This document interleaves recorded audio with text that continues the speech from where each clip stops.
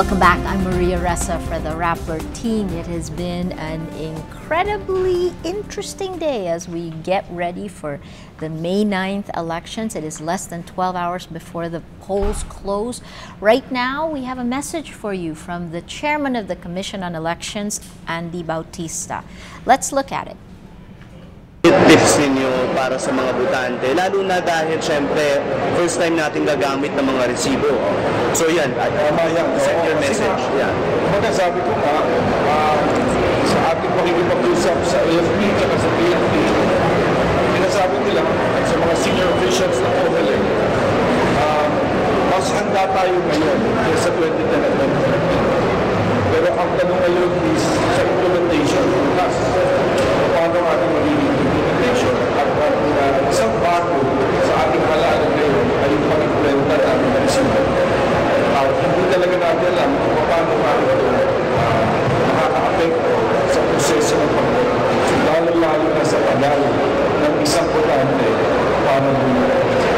At alam naman natin lahat na ang kalaban ay ang mahabang pila. Mahabang pila plus kainitan ng pila, baka maraming hindi na lang bumuto. Parang tama sa atin. Hindi na magkakbo. Siguro ang payo natin sa ating mga botante, una, magdala ng listahan. Yan ay talaga makakabilis ng kanilang pag-vote. Pangalawa, alamin nila yung kanilang polling center at yung kanilang polling precinct para mabilis nilang papuntahan yan.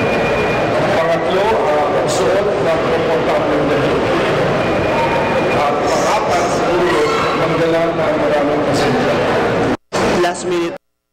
In less than 12 hours, at 5 a.m. Manila time, more than 54 million registered voters are going to go to the polls. And we are electing many officials. There are more than 44,000 candidates who are vying for about 18,000 positions. Joining us now is Rappler senior editor. She is our news editor, Gigi Go. She also wrote a book with Rappler's investigative desk, investigative editor, Chai Hofilenya, on the 2010 elections. She's got the map of the political landscape in her head. Gigi, you've published a piece today on exactly what you're going to be looking at moving forward, the 56 provinces that you'll be watching. Can you tell us about that? These 56 provinces, more than half of the total provinces in the Philippines, are having difficult local races because the gubernatorial contests and the congressional contests are either one-on-one or practically one-on-one, and unopposed or practically unopposed. When we say practically one-on-one, we mean there are more than two candidates, but only two candidates are backed by parties, and they are being challenged by mostly independents and minor politicians. And why particularly these? Because when you have tight races at the local level, the tendency of the local candidates is to mind their own races. We say this every election, that when you have a tight race like that, the presidential candidates, the national candidates, are left on their own. You really cannot rely on the local allies to really focus on your campaign because they have their own victories to pursue. In fact, if you remember, in 2013, we also pointed that out, that the Liberal Party made the mistake of ensuring that there are one-on-one gubernatorial battles in the vote-rich provinces. And so they end up like winning only one gubernatorial race in the top 10 provinces in 2013. That means that Liberal Party may not do as well as they think they will. Yes, actually every presidential candidate who claims that their machinery is based on the local alliances that they've established. This is an interesting election because so many people are still saying, the political parties we spoke with today are still talking about political machinery. What role, first please define what that is, and what role exactly do you see the political machinery playing in these elections? political machinery is something that national political parties always like to claim they have. But these are actually the organizations of the local parties and the local kingpins who happen to be allied with your party this particular term.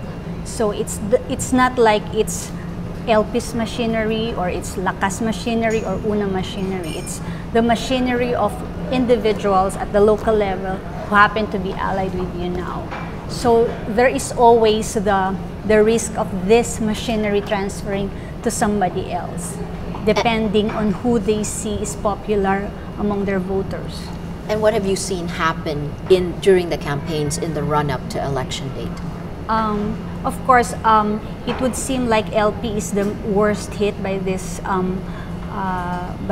shifting, only because when you're the ruling party, everybody signs up as a member, but the loyalty really isn't there. So it would seem that LP is the most affected by that. But even before that, you would see that the surveys are indicative that if you really have strong allies working for you, even earlier in the campaign, if they were really campaigning hard for you, your awareness and preference rating would be high enough. Right. But the fact that their candidates reach the home stretch without really topping the surveys, this means the machinery at the local level they claim to have are not really working for them. So today we spoke with members of the political party of Binay, the spokespeople of the Jojo Binay, the spokesman Grace Poe, and Mar Roxas. They each claim they're going to win. What do you make of statements like that? I think they are duty bound to say they are going to win until the transmissions are really showing that most of them are losing. It's really PR. Yes. What they're going to do. Also because I think it's really to prop up themselves, to psych themselves up. You don't want your supporters getting any indication from you that you're throwing in the towel, so you really have to say that. And maybe some of them are also looking at the figures and doing this simple arithmetic that when somebody withdraws or somebody throws his support, transfer support, it's the whole number of percentage points that will transfer to one candidate, which is not going to happen. When somebody pulls out and somebody throws in the towel, the percentage points that person used to hold will be divided among the other rivals. So. You looked at the 2010 elections very closely. These campaigns, these elections, what stood out for you about them? What stood out? I think Binay is still counting on the machinery, the organization, yes. The grassroots organization that helped propel him. I think Mar Roxas learned a few lessons here and there. And I think Grace Poe learned too late that she needs to really organize at the grassroots and really establish alliances first before just announcing because he's popular and he was #1 senator. Yeah. It's interesting that both Binay and the Liberal Party spokesman talked about now it is a ground campaign. So this seems to go along with what you wrote today in the ground campaign. Do you think the ground campaign will be as effective in these elections as the past? The ground campaign, yes, because I've said that in another piece for Rappler that sometimes surveys tend to reflect the sentiments of people that the interviewers reach out to. You're an interviewer, you come to me in my far-flung barrio, so you get my opinion and it's reflected in the survey. But on election day, the BEI is not coming to my barrio. I'm the one who has to exert an effort to go there and actually turn my preference point to a vote. And I think that's where the organization will count. In terms of Rodrigo Duterte's rise. Was that surprising to you? No. Why? Because you see that people were fed up with what they perceived were inefficiencies and callousness of the administration. And I think all the rivals of Mar Rojas were saying the same thing. I think it's in the delivery. Because the people were so angry, they didn't want to express their dissatisfaction with some gentle or diplomatic way that Grace Poe was doing it. They really wanted to say it the way Duterte would say it. And Duterte speaks their language. He's a mayor. Yeah. So he would know what the common tao would think. How the common tao would look at a situation, and he's able to express it. Binay would have done that also, except that he's already vice president and he's constrained to be more diplomatic and proper.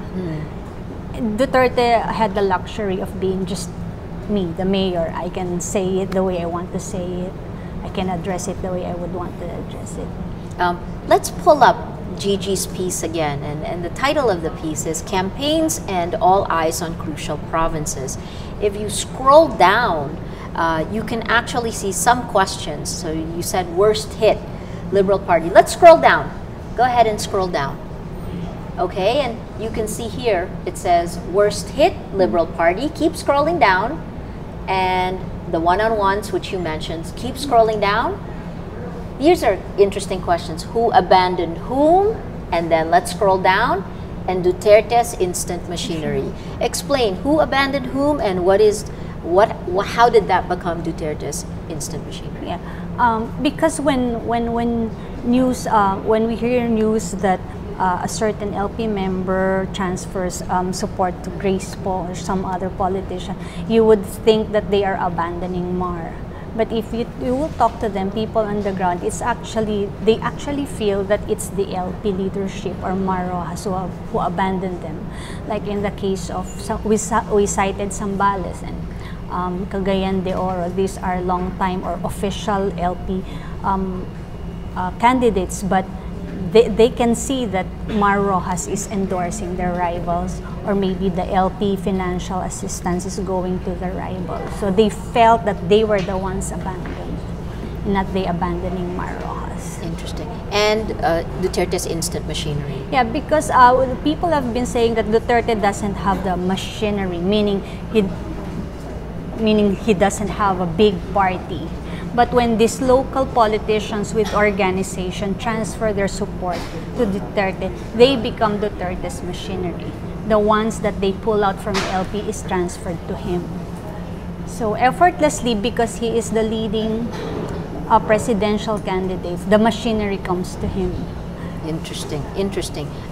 In this one, you also pointed out that the 56 provinces you're looking at include 16 of the 20 most vote rich. So your whole piece just basically points out the machinery argument. The machinery can be a myth.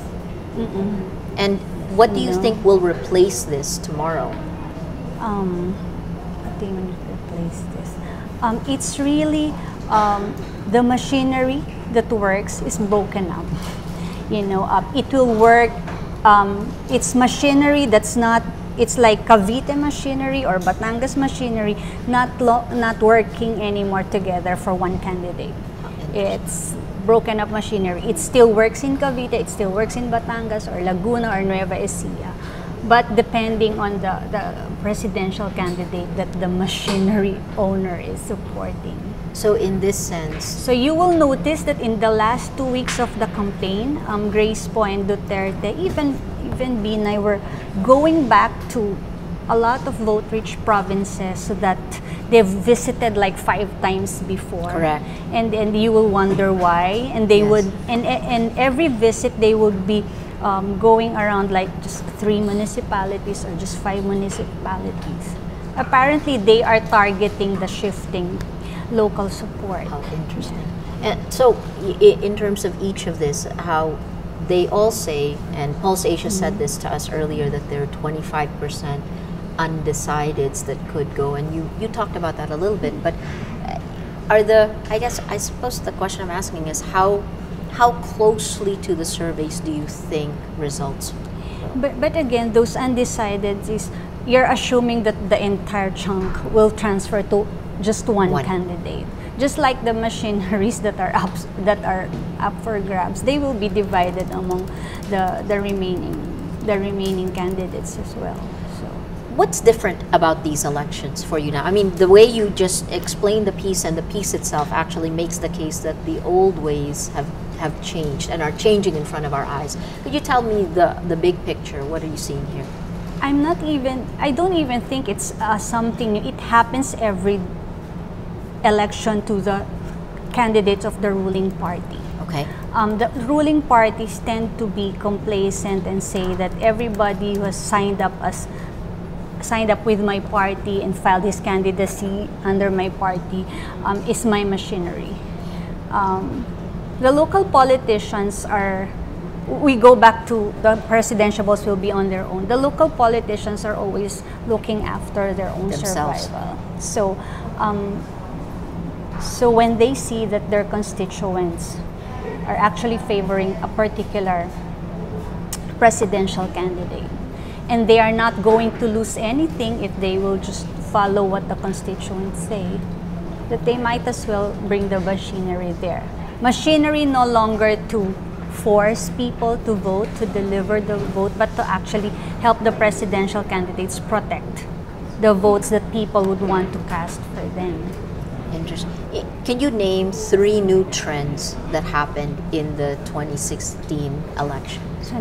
Well, of course, social media. It's all the noise. Yeah.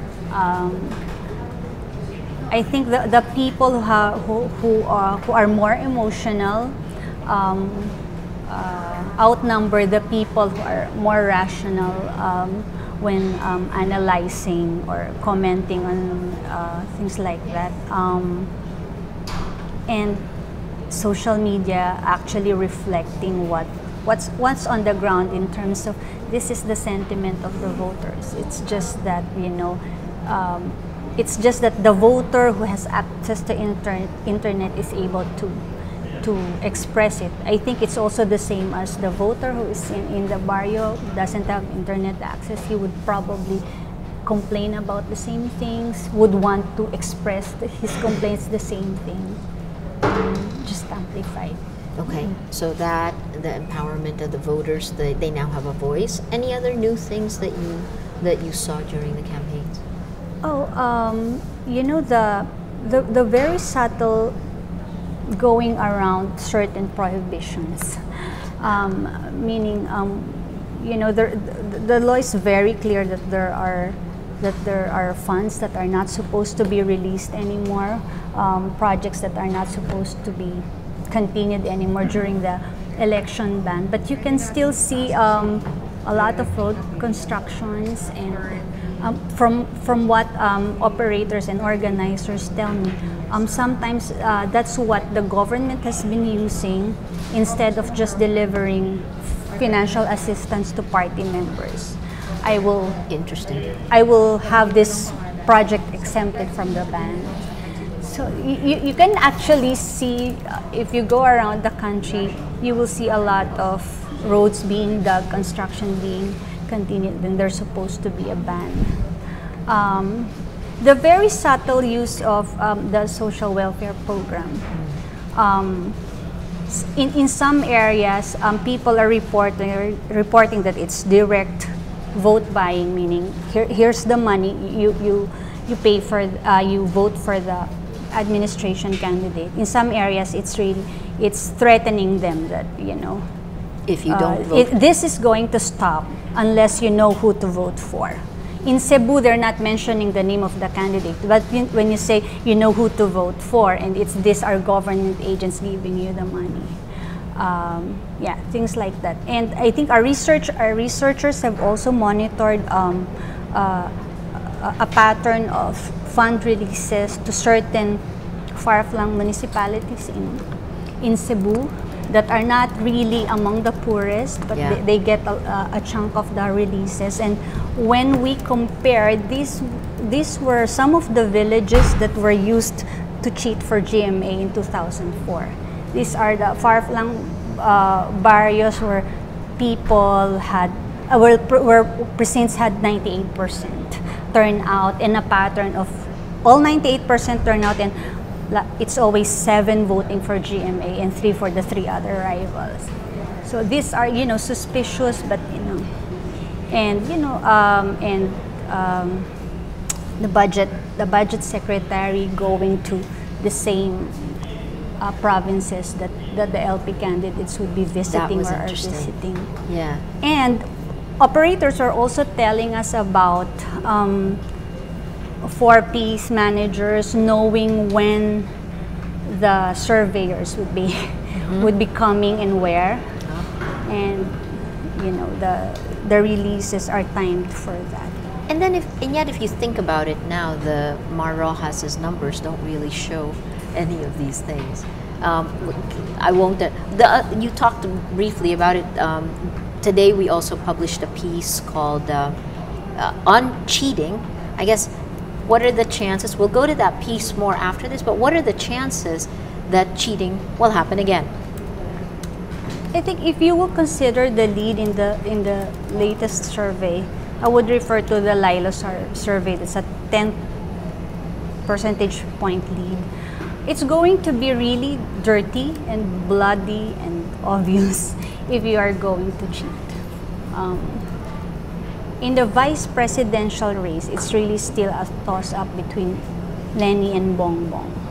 And I think the calculation is either of any of them can win by just a lead of 350 to 400,000. That's really, really small. Tight. But if you consider Duterte's lead over Mar, and Mar is third in the Lila surveys, Grace is second. If you would consider Duterte's lead over Mar, it would be around 4 million votes. It's not Wow. easy to, you know, manipulate. Wow. Especially since we're automated, Yes. and we had this piece saying that if there's electronic cheating, you would be tinkering with thousands and thousands of vote counting machines, and it's possible. The cheating usually now is done before the ballots are filled. It's pre-shaded ballots. So Right. you will have to imagine how many reams of ballots you will have to pre-shade in certain areas. Fascinating. Let's pull this piece up again now, the vote watching. Look at it, it's interesting. Fingerprints of election thieves spotted in past Philippine polls data. If you can scroll down here, scroll down, and we want to kind of show you, keep going. We want to show you the fingerprint of an anomalous campaign. Keep going down, keep going. Okay, let's go up. So in this one, these are the numbers. It actually is showing you the furthest to your right. If you look at Maguindanao, the National Capital Region is normal, meaning that should be what a normal footprint would look like.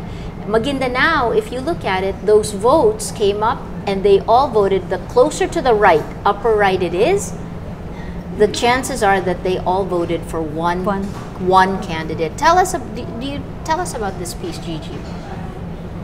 These are the ones that transmitted late, yeah, right? Yes. The theory of the operators is that they are purposely delaying it because they want to know the lead that they have to catch up with. So they want all other places to transmit first so that they will have an idea how many more votes they need to catch up. Interesting. That's So something else. that's the number of votes that they try to achieve in the pre-shaded ballots. So we're just being told that Bea Cupin, our reporter who's been following Mar Rojas, is with us on the phone. She's live from Capiz City. Bea, how are you? Maria? So Gigi and I are with you here. Tell us what's happening there now. Well, it's a balmy night here. We're just waiting for tomorrow, the D-Day. Post. Yeah, we're in Rojas City now ahead of Election Day. Rojas City is, of course, LP Standard Bearer, Mar Rojas' hometown. It's named after his grandfather, the late President Manuel Rojas. This is also where the campaign kicked off for the Liberal Party 8 months ago. So far, Sunday has been an easy day for Rojas. He spent it privately. No public schedules for the LP Standard Bearer. If you recall, there was a pending invite to dialogue with presidential rival Senator Grace Poe, but if her speech last night was an invitation, there's no chance that meeting is going to happen anymore. The last time you were here, Maria, was for the LP kickoff again back in February. The ruling party picked the hometowns and provinces of its standard bearer and his running mate Leni Robredo to trump off his campaign. Now, between our first visit to Rojas City and today, a lot of things have happened. Like you discussed earlier, Rojas started with less than 10% in February polls, but this climbed up to over 20%, tied for second or third, still behind front-runner Davao Mayor Maria. It's a little hard to hear you, Bea, but Hold on. Let me find better signal. okay. So it sounded like you were saying that he's had a relatively quiet day, right? And that that he's still confident he and Leni will win. Is that right? Well, all camps are confident that they're going to win tomorrow, but I think, I'm not sure if we discussed this earlier, but they're banking on machinery and, well, they've been telling us that momentum is on their side, so, but we'll see how that actually turns out. Precisely. That's the same message that we heard from their two spokesmen today. Yeah. In terms of what the plans are for tomorrow, I mean, what does it look like? When is he voting? Well, he's flying in Rojas City tomorrow in the morning. The schedule, we don't really know the schedule quite yet, but I think it's just going to be, he's going to vote quickly and fly back to Manila where he'll wait for the results. How would you assess how he's changed in this campaign? I think the messaging has changed a lot within 3 months. If you recall, he started his campaign way back in July 2015. The key message was Daang Matuwid, the continuity of Daang Matuwid. But I've seen that message evolve, especially in the last few weeks when Duterte surged in polls. Now the key word is decente, the decent Filipino, right? I think the way I see it, it's them trying to paint Rojas and the Liberal Party as the antithesis of Rodrigo Duterte, who they label as a dictator, right? Yeah. So, Maria? Yeah. Actually, it's interesting just speaking to Edwin and to Barry. It's a much more emotionally colored description. So, what about the family? How's the family doing? Oh, I was telling Natasha this last night. It was a very emotional night last night for the family. They're actually very involved in the campaign. A lot of younger relatives are key people in the campaign. Of course, sister is, the mother also involved in the campaign. So, and they've been through a national election. 2010, Rojas ran for vice president. Of course, he lost that race to Vice President Checho Martinez. But we'll see. We'll actually get to see them tomorrow. They're all voting here in Capiz. So if we get a chance to talk to them, we will. Thank you. We're going to be coming back to you bright and early again tomorrow, Bea. Get some rest tonight. Thanks so much. That's Bea Cupin from Capiz, from Rojas City in Capiz. Let's go back. Gigi. I think we still have now on the phone. All right, so we're waiting for another phoner coming in. Gigi, at the last minute, President Aquino seemed to want to get Mar Rojas and Grace Poe to actually come together against Duterte. Was this surprising to you? Yes, surprising that he even thought of asking for that. Because the moment Grace Poe refused to be Mar Rojas' running mate, I think there's no turning back. Yeah. I mean, whether he made the proposal earlier in the campaign or in the home stretch, the fact that Grace Poe already refused to be running mate, you ask her to withdraw now, what will happen to her? No position at all. Di sana nag-agree na lang siyang mag-vice president before, then she'll be vice president now instead of Leni or Bongbong. Yeah, I think it's also betrayed the fact that the president was also surprised about Duterte's rise.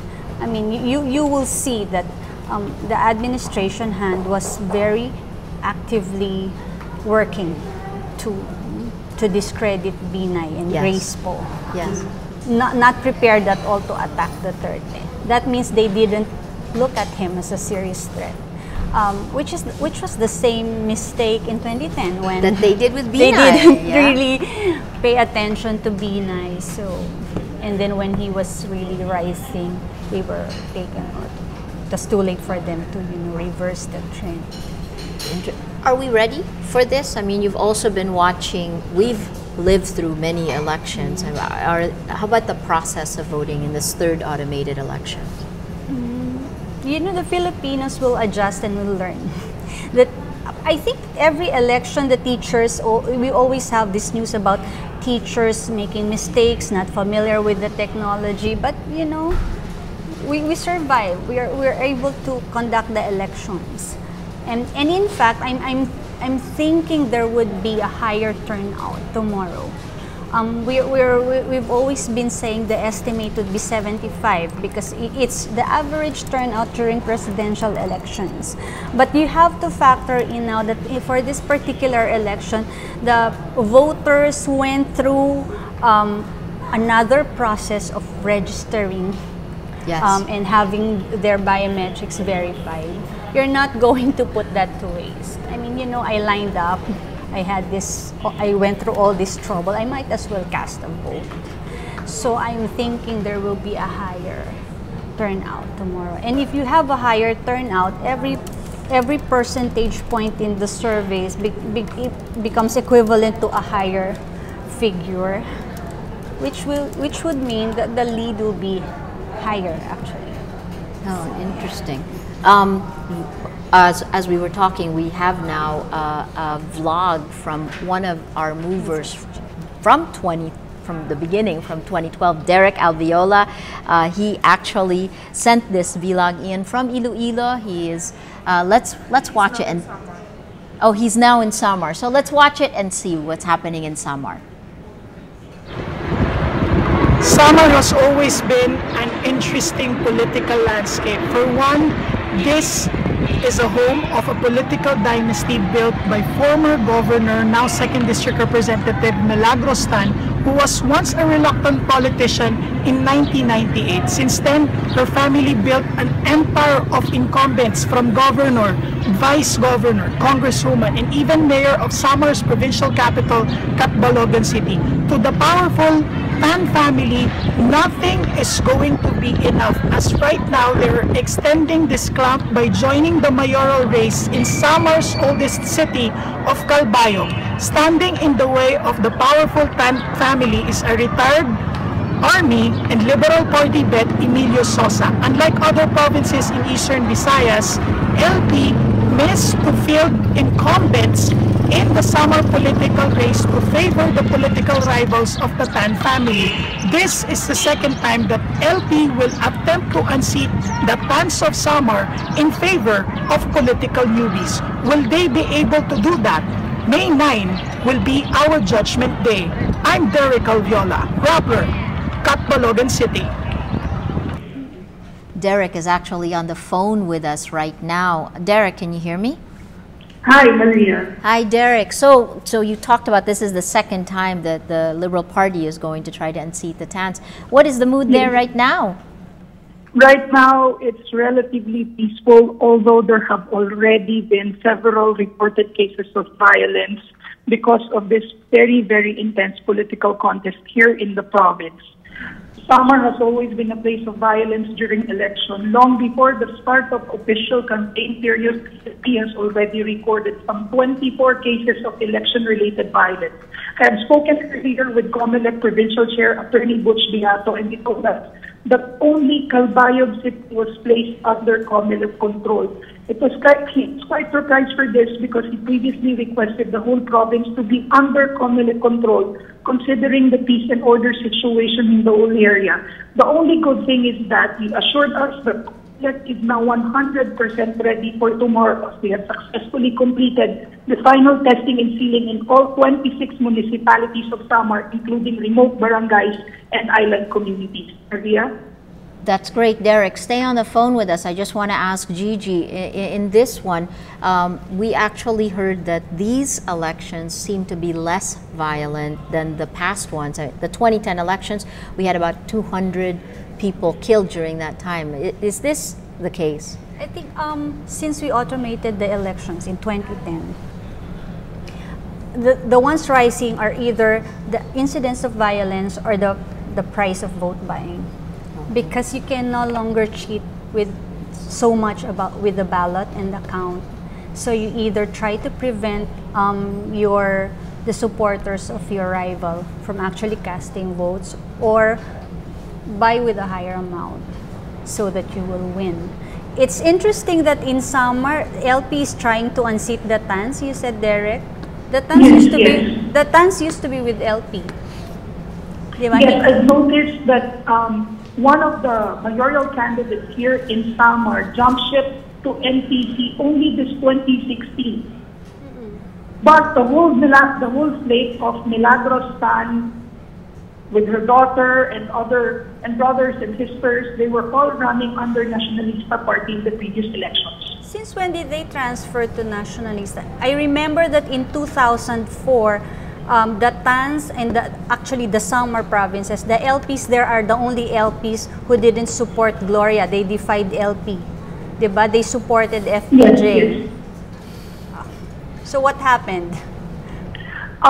You know, politicians will always be always transferring from one political party to the other.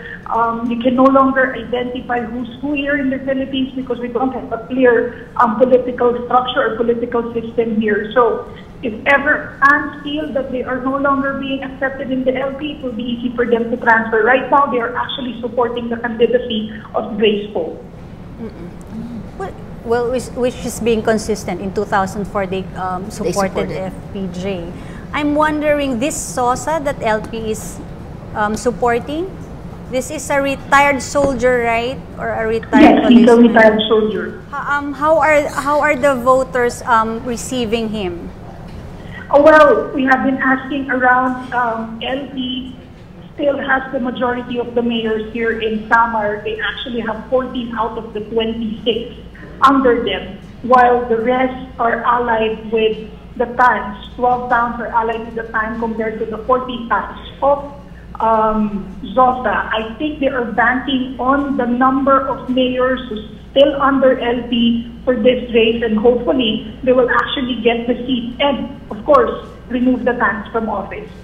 Is that possible? You've just said that the TANs are in place in most towns or cities? Since 1998, Milagros Tan was the first one who actually started their political rule here, and then she was followed by her children. But you know, she's really, really popular here in Samar. It will be very, very difficult to unseat them because in 2013, even if LP has the number of mayors backing them up, they were not able to deliver the votes needed to propel their candidate in 2013. So if the LP failed to unseat her in 2013, what are they doing differently now? Well, I think one of the different things that they are doing right now is influence. Because if you're gonna look at the data, Mel Sarmiento of Calbayog City, if you remember, this is a battle between Calbayog City and Catbalogan City. And Calbayog is actually under former Congressman, now DILG Secretary Mel Sarmiento. And I think with a strong political support from LP, now that they are at the helm of DILG, well, it may actually spell the difference. Are there reports of vote buying? Because from other sources, we hear of expensive vote buying in Samar. What did you gather? As of this time, we have been getting reports of vote buying, but we're still gathering evidences of this because people would only claim that there is vote buying, but they will not actually show us proof. When we actually went to the bus terminal earlier this morning, I noticed the people are already going to stores, buying stuff, and in provinces, it will actually be a sign that there is boat buying happening when people are already going to malls, coming from remote places.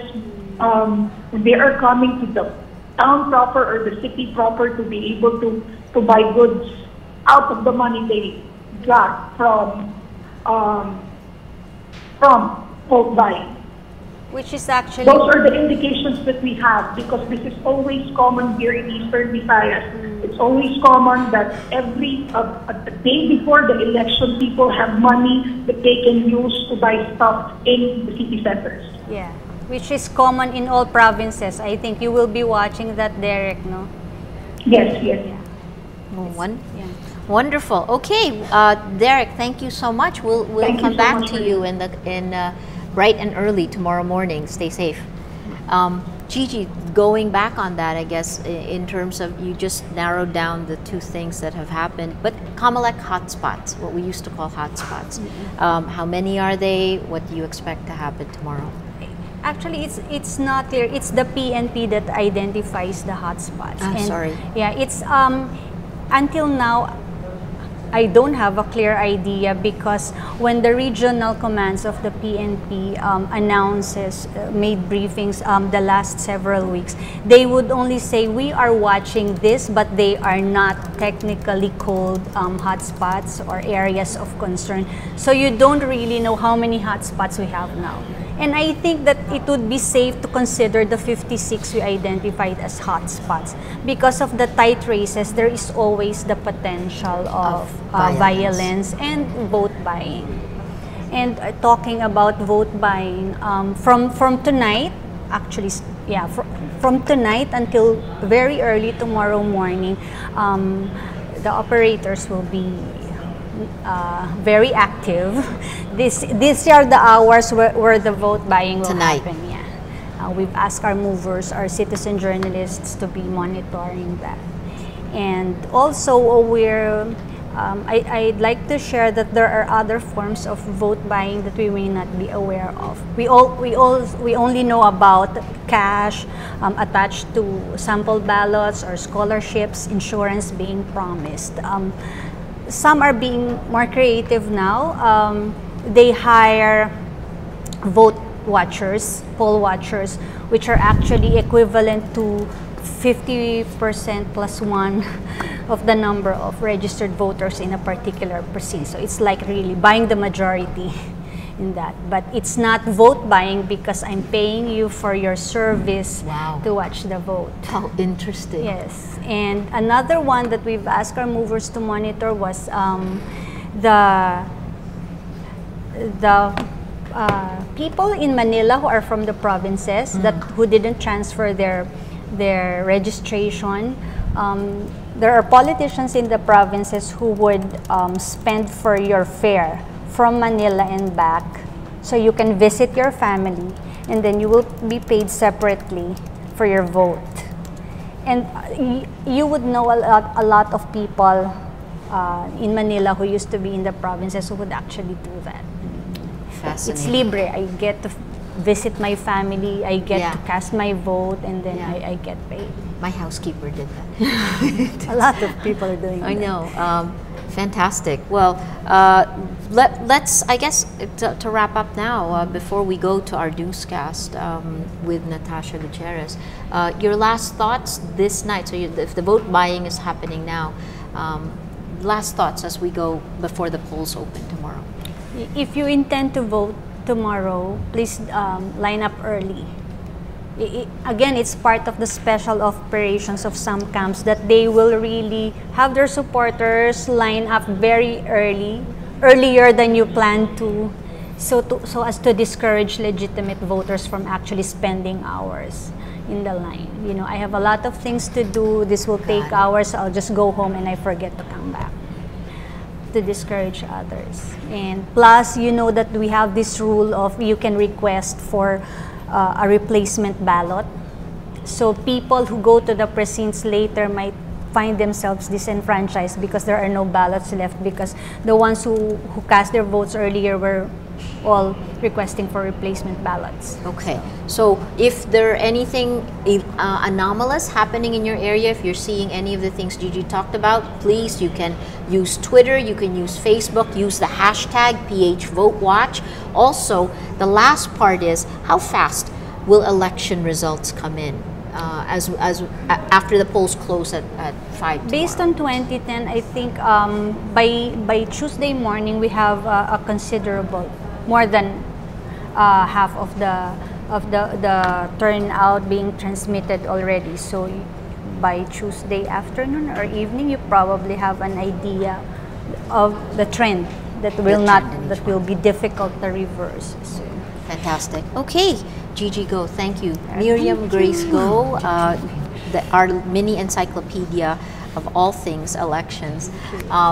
We're going to show you more details about how to vote. Let's look at this video.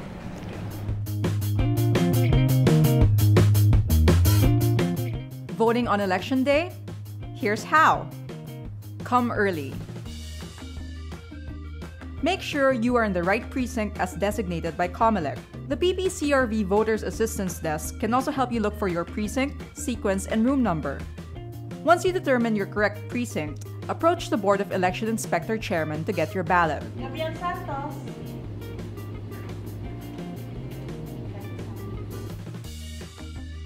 Make sure your ballot is new and clean, no markings or dents.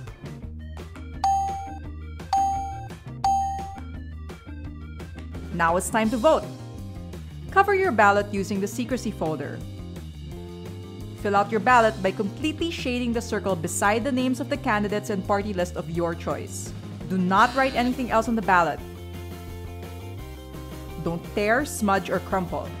Using your phone in any manner inside the precinct is prohibited. After filling out your ballot, approach the vote counting machines or VCM. For persons with disabilities, senior citizens, and illiterate voters, headphones will be provided so they can follow VCM instructions. Insert your ballot into the VCM entry slot.